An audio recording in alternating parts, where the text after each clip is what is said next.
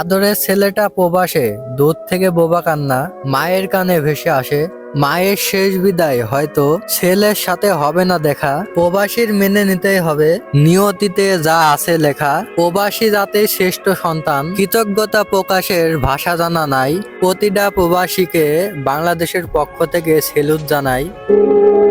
অনেকদিন পরে যদি পরিচিত কেউ ফোন করে, তাহলে বুঝে নিও দরকারটা তার। স্বার্থ হাসিলের জন্য বারবার ফোন করা মানুষগুলাও খোঁজ নেবে নয় আর।